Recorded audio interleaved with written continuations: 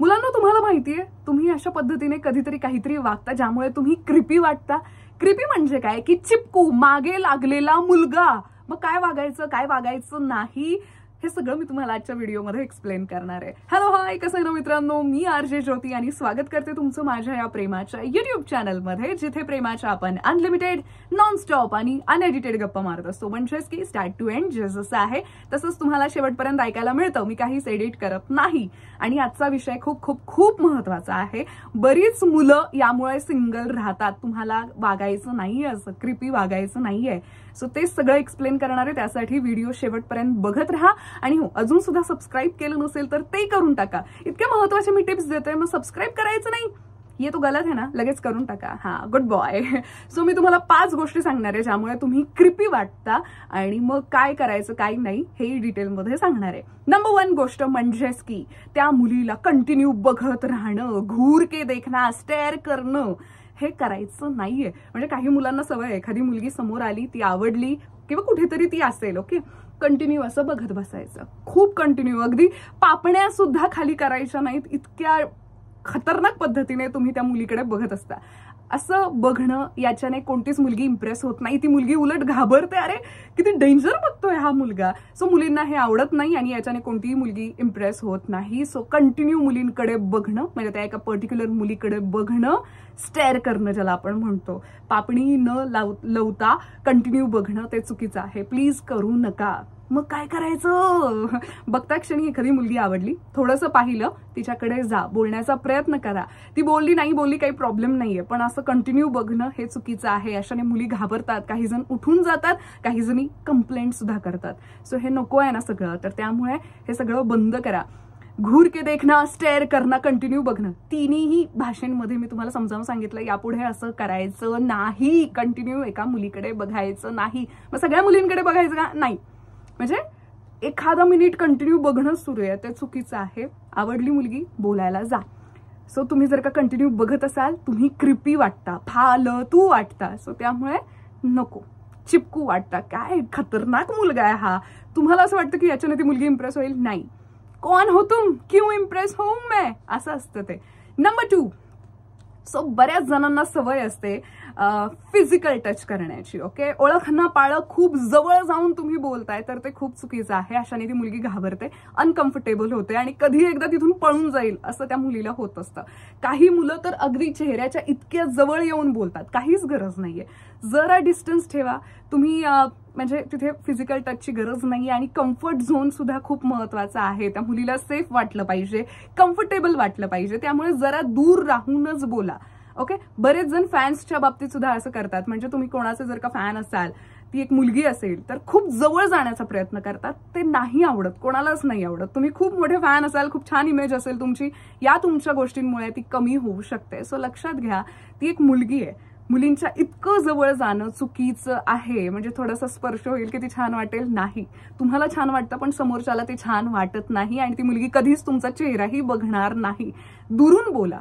Suppose जर का एखादी मुलगी आहे जिचे तुम्ही फॅन आहात, किंवा एखादी मुलगी खूपच छान बिंदास असेल, ती म्हणाली की ठीक आहे फोटो काढायचा, ये जवळ ये. तिने जर का तुमचा हात धरला, ओके आहे. स्वतःहून उगाच तिच्या खांद्यावर हात ठेवायचा, कमरेवर हात ठेवायचा, हा प्रकार करायला जाऊ नका, ओके. अजिबात गरज नाहीये. हे झालं तर फॅनच्या बाबतीत, पण नॉर्मल मुलींच्या बाबतीत तर जवळ जाऊनही बोलण्याचा प्रयत्न करू नका. ते खूप चीप वाटतं, खूप क्रिपी वाटतं, खूपच चिपकू वाटतं. सो प्लीज प्लीज प्लीज हे बंद करा, ओके. बरीच मुलं इथे चुका करतात. लांब राहा जरा, एका हाताचं अंतर ठेवा आणि मग बोला. खूप जवळ यायची गरज नाहीये. त्यानंतर नंबर 3, बऱ्याच मुलांना सवय आहे सतत मुलींना मेसेज करणं, सतत त्यांच्या डीएम मध्ये पडून राहणं. तिने एखादा फोटो टाकला, लागलेच कमेंट करायला, या जगातली सगळ्यात सुंदर मुलगी, परीपेक्षाही सुंदर. मग स्टोरी तिने पोस्ट केली, स्टोरीवर सुद्धा काही ना काहीतरी चालूच आहे तुमचं, डीएम्स मध्ये सुद्धा तुम्ही आहात. अशी मुलं मुलींना नाही आवडत.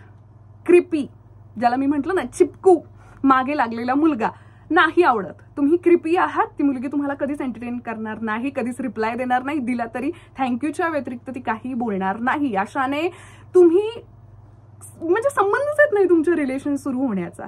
सो ही स्वप्न बघणं बंद करा. सतत तिच्या डीएम मध्ये पडून राहणं बंद करा. स्वतःची व्हॅल्यू ओळखा. कधीतरी कमेंट केली, एखादा मेसेज केला, इट्स ओके. आता मुलींशी सोशल मीडियावर कसं बोलायचं याचा मी एक सेपरेट व्हिडिओ बनवलेला आहे, तो जाऊन पहा. पण हे जे तुमचं वागणं आहे, सतत मेसेजेस करणं वगैरे, ते प्लीज बंद करा, नाहीतर तुम्ही क्रिपी आहात, तुमचं वागणं क्रिपी आहे. प्लीज लक्षात घ्या. हे कोणत्याच मुलीला आवडत नाही, इव्हन मुलांना सुद्धा नाही आवडत. ज्यांना खूप मुली अशा मेसेजेस करतात, एखाद्या वेळी ठीक आहे, पण हे जर का खूप मागे पडल्यासारखं वाटत असेल ना, ते लगेच दुरावा तुमच्यापासून, म्हणजे दुरावाच ठेवतात तुमच्यासोबत. सो 3 गोष्टी सांगितल्यात. आता चौथी गोष्ट खूप महत्वाची गोष्ट आहे. आता जर का तुम्ही कुठेतरी प्रवास करत असाल, बसने असेल, ट्रेनने असेल, फ्लाईटने असेल, कोणत्याही गोष्टीतून तुम्ही प्रवास करत असाल, वाहनातून, खरं तर तुम्ही प्रवास करताना, आता एक्झाम्पल देतीये, सपोज तुम्ही बसमध्ये आहात, प्रवास करताय आणि तुमच्या शेजारी एक मुलगी येऊन बसलीये.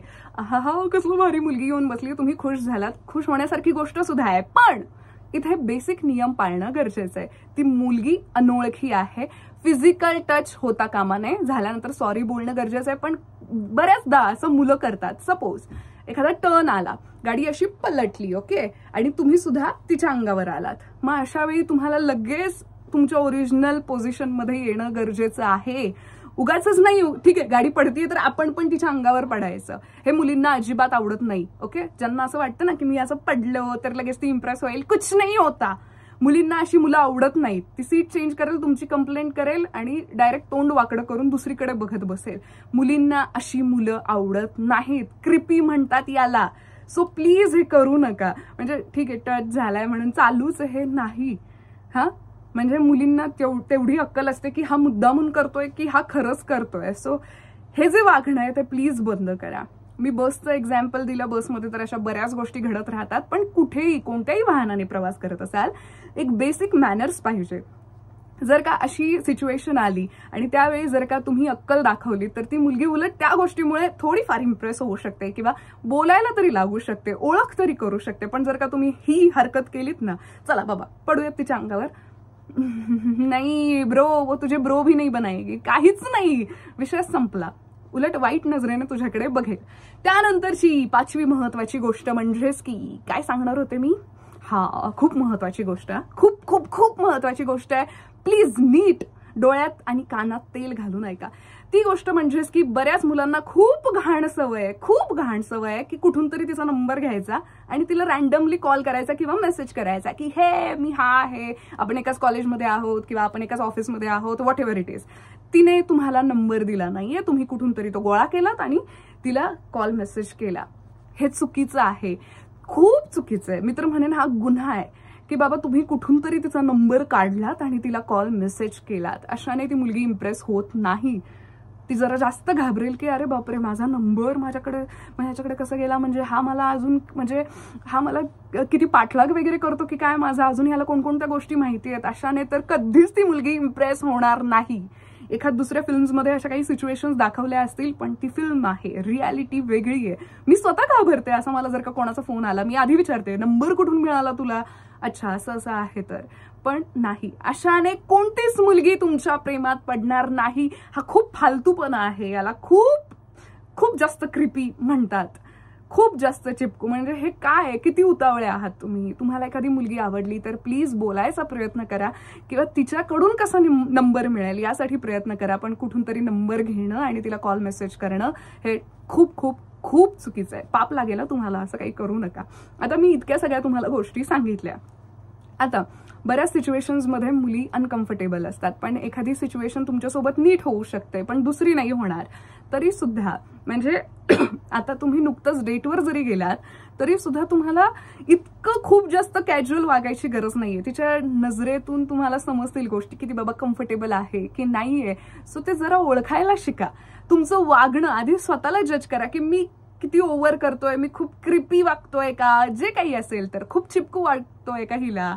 अति बोलणं, अति स्वतःचं कौतुक करणं हे सुद्धा खूप चुकीचं आहे. बरीच मुलं खूप कौतुक करतात ना स्वतःचं, मग मी असाच आहे, मग मी तसाच आहे, आमची एवढीच प्रॉपर्टी आहे, हे काहीच गरज नाहीये.